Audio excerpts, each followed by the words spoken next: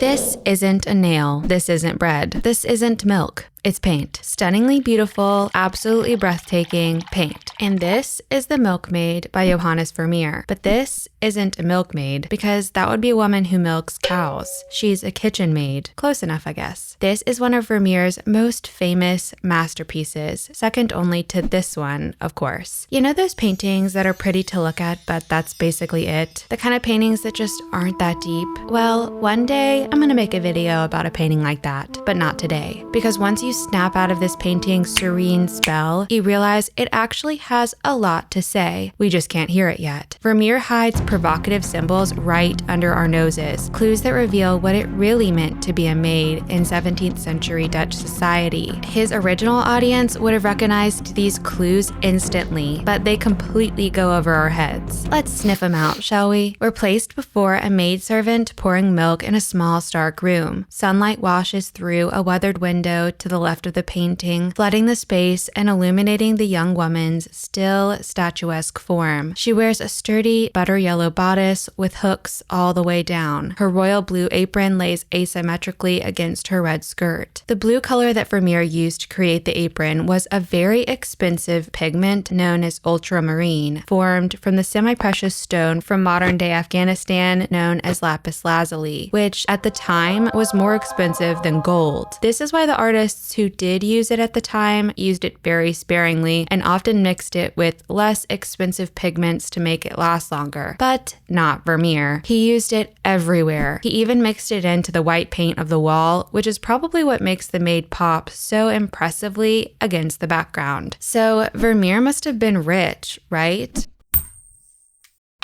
No. It's still a mystery how the artist got his hands on so much ultramarine, but it's believed it may have been supplied to him by one of his wealthy patrons. Plus, the Milkmaid painting is only about 18 inches by 16 inches, so that probably saved him a little bit of cash. The maid's sleeves are rolled up to her elbows, revealing the paler part of her forearms, the one that wouldn't normally be exposed, which, at the time, could have been quite titillating to anyone passing by.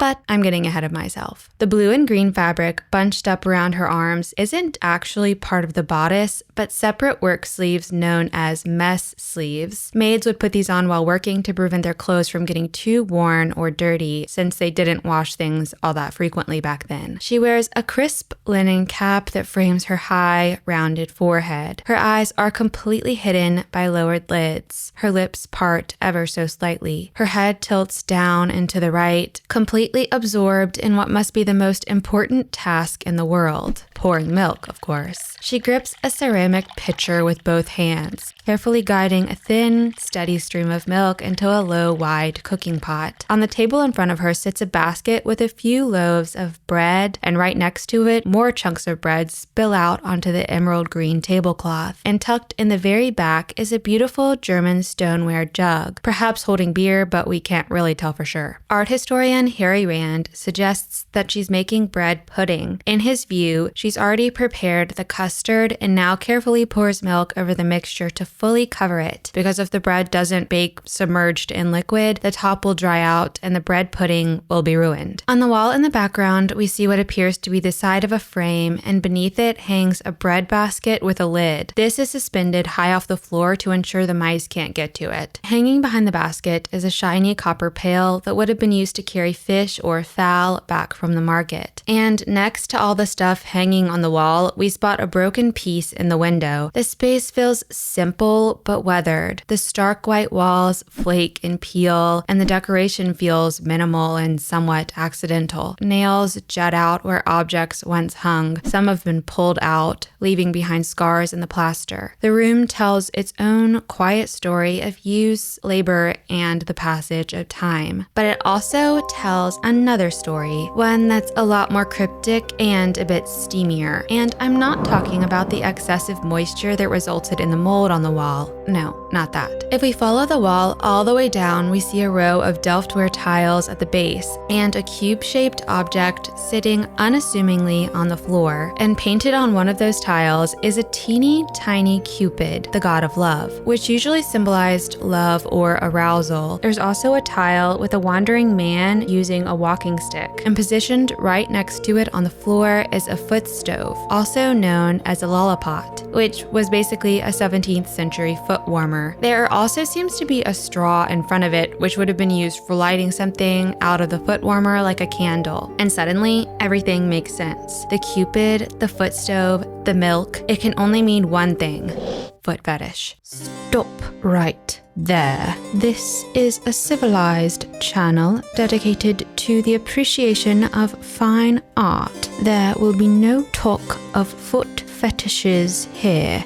What was that? My bread is ready. Bread that is brought to you by the sponsor of today's video, Wild Grain. Wild Grain is the first Bake from Frozen subscription box for sourdough breads, artisanal pastries, and fresh pastas. Here's the thing. I love this painting, but that bread is looking stale. But with Wild Grain, you never need to worry about stale bread again. Every product comes frozen. So whenever you need some fresh bread, you just grab it out of the freezer, stick it in the oven, and less than 25 minutes later, oh, my bread is ready. No thawing required. I baked a lot of their items throughout the holiday season, and this was especially convenient. After trying their croissants, I've decided that croissants are officially my favorite food, but everything I've tried from Wild Grain has been delicious, like something I would buy from a local bakery. And there's a good reason for that. Wild Grain partners with small bakers and pasta makers across the country so that everything that comes in their box feels very artisanal and fresh. If you're looking for high quality bread that's convenient to make, you really can't go wrong. Unlike a lot of bread options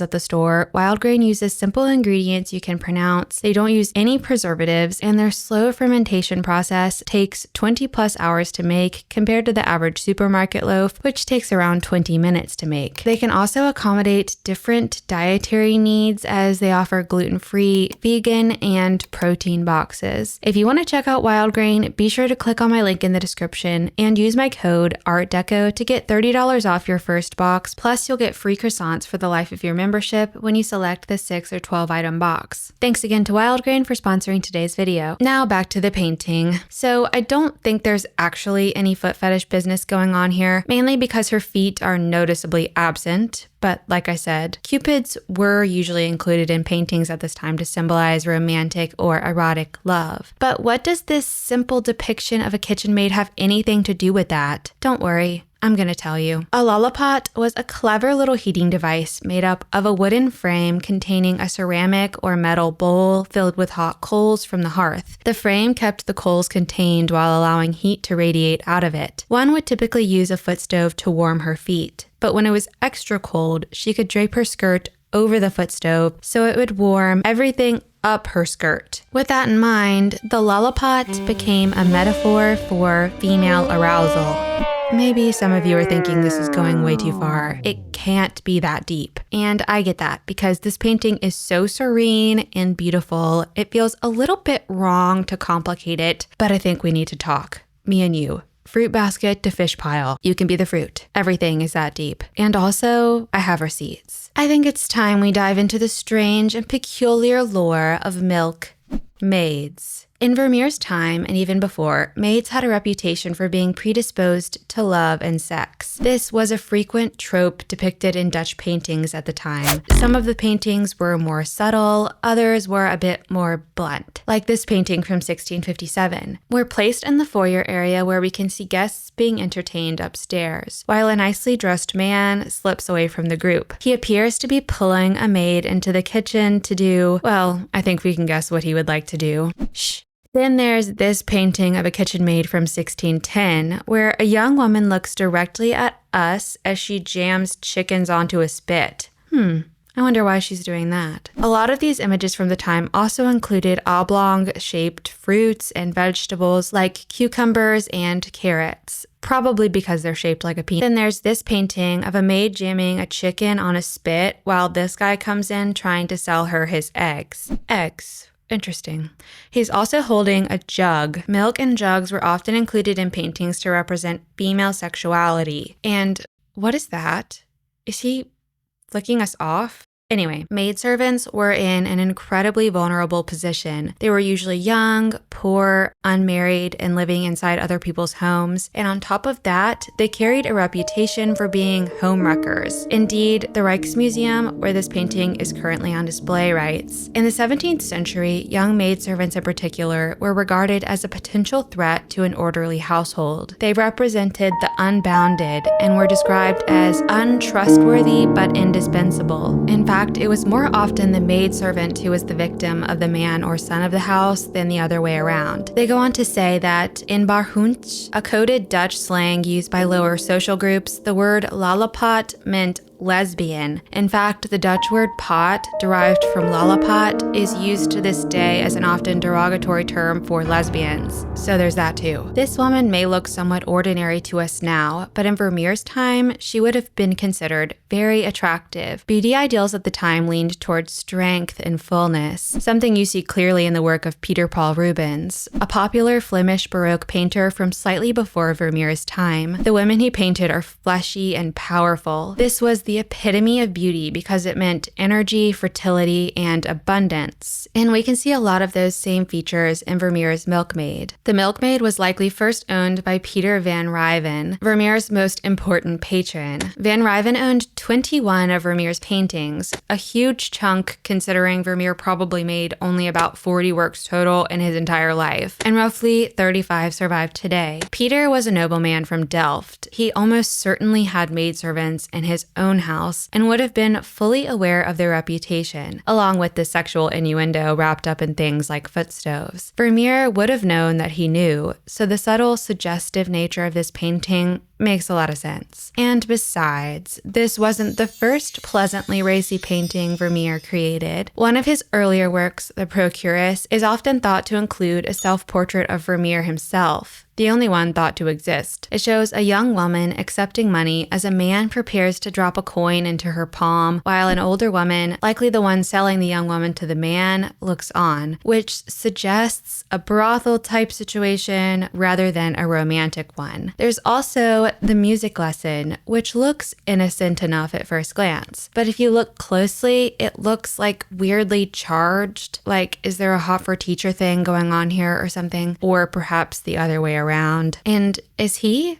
Okay, good. He isn't flicking us off. Then there's Maid Asleep, where we see a maid sleeping on the job in the middle of the day. But what's really interesting is what we can't see. Recent X-ray imaging revealed that Vermeer originally painted a man in the doorway with a dog looking up at him. There's an almost empty wine glass on the table and a chair shoved back from the table, like someone just stood up and left. A midday rendezvous, perhaps. But maybe Vermeer thought adding the man was too brazen and removed him. Researchers discovered similar edits when they recently took scans of the Milkmaid. The images revealed that Vermeer originally painted a jug holder with jugs on the wall behind her that was common in Dutch kitchens at the time, and a fire basket on the floor. This was a common household object in homes with young children. Families placed a bowl of hot coals inside to keep newborns warm and to dry diapers. At some point, though, Vermeer chose to paint over the fire basket. In its place, he added the foot stove, Delft door tiles, and the terracotta floor we see today. We don't know why Vermeer decided to remove these items. Perhaps he thought they looked too busy. Maybe the foot stove fit better with the narrative he was trying to tell. Something that's also interesting about the Maid Asleep painting is that in the top corner, we catch a glimpse of a tiny, chubby leg and a mask. This is a painting of Cupid, and it shows up in some of Vermeer's paintings, but without the mask, which means Vermeer painted a painting within his painting, but altered it slightly to include the mask. Perhaps this is a subtle way of suggesting that Cupid has removed his mask and that their love affair has been revealed. Johannes Vermeer was born to a middle-class family in Delft in 1632. His father, Reinier, was a silk weaver, but he also expanded into the art trade. By 1641, he had become prosperous enough to buy a large house on Delft's Market Square, which functioned as an inn and likely as a place where paintings were bought and sold. When his father died died in 1652, Johannes appeared to have taken over the family business. By that point, he had likely already committed to becoming a painter. Although there are no surviving records of his artistic training, it's generally believed that Vermeer trained in Delft. Vermeer married Katharina Bolnes in 1653. Her mother, Maria, was not thrilled, partly because Vermeer wasn't raised Catholic, and partly because Katharina's family was better off than his. The newlyweds moved into Maria's house anyway, where Vermeer lived for the rest of his life. The couple went on to have 15 children, 11 of which survived. Living with 11 children in someone's house who doesn't really like you seems like a very chaotic existence to me. And yet, Vermeer painted the calmest interiors imaginable. Maybe he was dreaming. They certainly feel like a dream. Early in his career, Vermeer produced large mythological and religious scenes. But by the mid-1650s, he shifted toward the quiet genre scenes we know today. Even as his subjects changed, Vermeer carried forward the same sense of stillness and intimacy that had characterized his earlier paintings. Vermeer was successful during his life, but his paintings were never really known outside of Delft. He died December 15th, 1675, at the age of 43 in heavy debt. It was so bad, his widowed wife had to file for bankruptcy. His mother-in-law must have been rolling over in her grave. After his death, Vermeer's work was mostly forgotten, and when his paintings were shown, they were often given forged signatures of more famous Dutch artists just so they would sell for more money. That is, until the mid-19th century, when a French art critic rediscovered him and was particularly mesmerized by his piece, The View of Delft. And interestingly, this revival happened right around the time photography started to come onto the scene. Vermeer's paintings are gorgeous, and I'm obsessed with them. But have you ever looked at one of his works and just felt like something is off and you couldn't quite put your finger on it? Maybe it's because some items are in focus and some appear to be out of focus, or because his pieces look so real, almost like photographs. But that's strange because Vermeer lived during the 1600s. They didn't have cameras back then, right? People didn't have cameras, but they had a primitive version of a camera known as a camera obscura. Camera obscura is Latin for dark room. You can think of it as the ancestor of the modern-day camera. The instrument filters a scene through a small lens, which then gets projected onto the artist's canvas. The artist would then be able to reference it or even trace it. Some believe this is how Vermeer managed to achieve such photographic realism. The idea that Vermeer used this instrument was first posed by American artist Joseph Pennell in 1891, specifically because of Vermeer's piece Officer and Laughing Girl. He noticed that the piece had perspective and scale that was eerily similar to that of a photograph. Artist David Hockney brought up this idea again around the year 2000. He pointed out that Vermeer's neighbor, Mr. Leeuwenhoek, also the executor of his will, made telescopes and lenses for a living, so it probably would have been easier for Vermeer to get his hands on such a device. Hockney also points out a clue that optics were used in Vermeer's masterpiece, The Milkmaid, because the basket in the background is in focus, while the one in the foreground is out of focus. The crusty bread on the table also looks a bit like a lens aberration. In fact, if we zoom in, it's like Vermeer just made the bread out of a bunch of dots. And once you notice them, you see them all over the painting. These are called pointilles. It's like Vermeer was doing pointillism before that was even really a thing. I think this is what really makes his pieces glow. We can see colors reflecting off of adjacent objects, like the pot picks up the blue from the jug and the bread picks up blue from the piece of fabric draped over the table. We don't know for sure if Vermeer used a camera obscura to create this painting, but the camera obscura is a tool, and if Vermeer indeed had access to one, it would make a lot of sense he would have used every tool at his disposal. But I do know one thing for sure. A camera obscura can't teach you to paint like that. I love Vermeer's paintings. I love how tactile they are. You can almost feel the stale, cool, damp air, the scratchiness of her stiff linen cap. the crunch of the stale bread. You can almost hear the soft trickle of milk hitting the unglazed bowl and the distant sounds of the streets of 17th century Delft drifting in through the broken window. But that isn't the only reason his work feels magical. For me, Vermeer's paintings bring up a very specific feeling called sonder. Sonder is the realization that every person you see is living a life as vivid and complex as your own, filled with their own ambitions, family, friends, routines, and worries, making you just a background character in their story. Vermeer's simple scenes evoke the same feeling of awe and wonder that I get when I take in the view of the mountains or witness the crashing waves of the sea, because the inner world of a stranger is something we will never fully understand, and the fact that Vermeer extends this much depth and dignity to a maid at a time when almost no one else did is what makes this painting extraordinary, a masterpiece, some might say. Vermeer stripped away the noise that usually followed images of maidservants. She isn't a character, she's a real person doing real, important work, thinking important thoughts. The footstove sits behind her. She certainly knows it's there. A wandering man from the house could drift into the kitchen at any moment looking for bread pudding and maybe a little something extra from her. But she's not interested. She's laser focused on that thin stream of milk, as if it's the most important thing in the world. And with the way Vermeer paints it, I'm fully convinced that it is. Wait. I need to tell you something. Remember when I was talking about the Cupid painting within Vermeer's The Maid Asleep? I've made an in-depth companion video exploring more of the paintings within Vermeer's paintings on my newly launched site, behindthepainting.com, a space for exclusive essays, bonus episodes, and deep dives into art that I love and some that I think would be a better fit on there, if you know what I mean. That reminds me, I also started a series on there all about the reaction paintings I sprinkle into these videos. New content will be released every month, including videos you won't find anywhere else. Everything here on YouTube will stay exactly the same, so you don't need to worry about that. But if you love this channel and want more premium, slightly unhinged art history content, that's where you'll find it. If you want to see what I'm cooking up, head to behindthepainting.com or click the link in the description to join.